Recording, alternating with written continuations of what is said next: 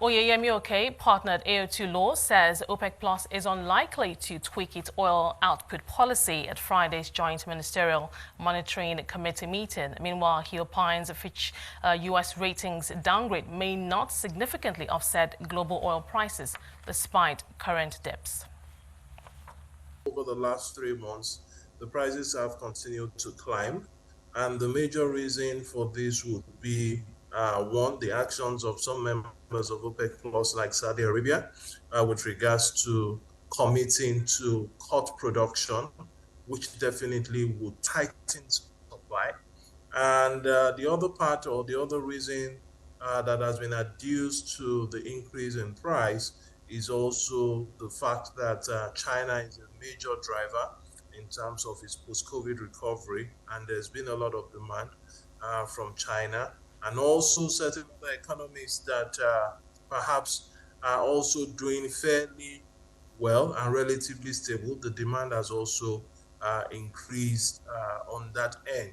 So to my mind, with regards to the Fitch downgrade of the U.S. economy as it relates to a mild recession, perhaps in Q4 of 2023 and Q1 of 2024, perhaps this may not significantly affect international prices because of the fact that some of the reasons which I've adduced earlier that are driving prices are not necessarily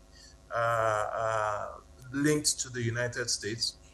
The China post-COVID recovery, and the fact that there are production cuts by OPEC and its members, or OPEC Plus. Again, don't forget that there is going to be a joint ministerial monitoring committee meeting of OPEC Plus tomorrow, and my guess is that perhaps the policy with regards to production cuts may not necessarily change. In fact, there's a likelihood that it will not change because of how the prices are going high at this time. So in my view, we may get to a $90 per barrel oil price by year end. And this definitely has its impact on us locally as a nation. And perhaps maybe when we speak about the refinery issues, we may speak on that subsequently. No doubt, really, your line of thought also aligns with so many who believe that OPEC is unlikely to tweak its oil policy in terms of the supply cut. But amid the concerns around supply tightness now, we initially were expecting that we'll see that oil price rally and oil prices hit about $90 to $100 as at this time of the year when the initial forecasts were being made. But now you're saying possibly till the end of this year we might see oil price bench around $90 a barrel. But how optimistic are you about this, and what sort of implication does that have for producers like Nigeria, which is also looking to ramp up production and also have a renegotiation with OPEC come November in terms of our output quota? Okay, so I would look at this one as from Nigeria being a nation, and I would look at this secondly from myself being an individual. Now, with regards to the rally of oil prices, there is the likelihood, as we are seeing demands now, right? And if production continues as is speculated, production cuts continues as is speculated to go on up until the end of Q3, then the prices may continue to go high. Saudi Arabia has committed to dropping production again in August. There are indications that this may go on up until September, and perhaps some other jurisdictions where they are producing oil may also go along this line. So we may see the price hold steady up until perhaps the 90s.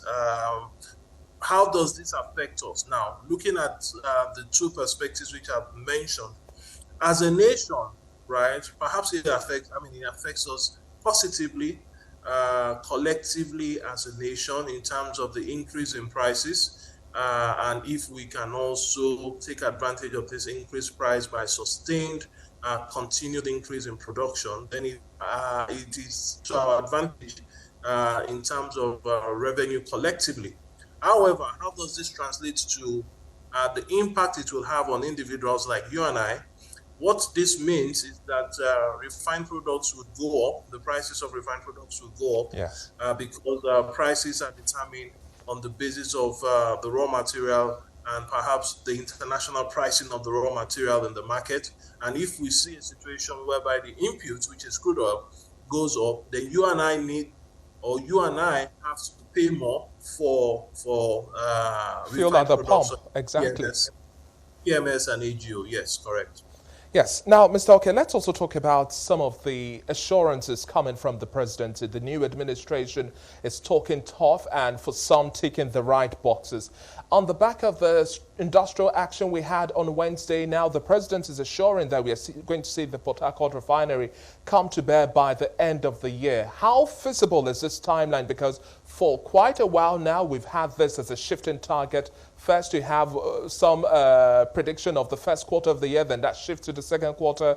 Now we are looking at the last quarter of the year. For you, do you think we will be able to achieve this timeline set to have Port Harcourt Refinery, Kaduna, Warri, and a whole lot more on track to meet our demand and supply concerns?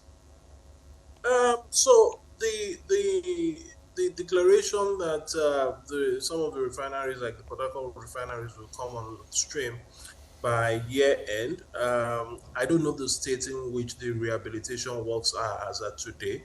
The president making that type of pronouncement perhaps is speaking from a well-informed place, looking at the position of him having access to the requisite information in order to make that type of declaration.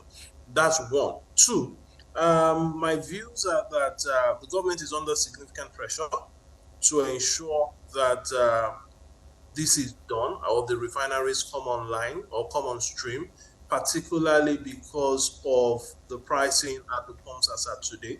The removal of subsidy has seen price go up, right? The various palliative or cushioning programs which are being introduced by government, it will take time for it to trickle down.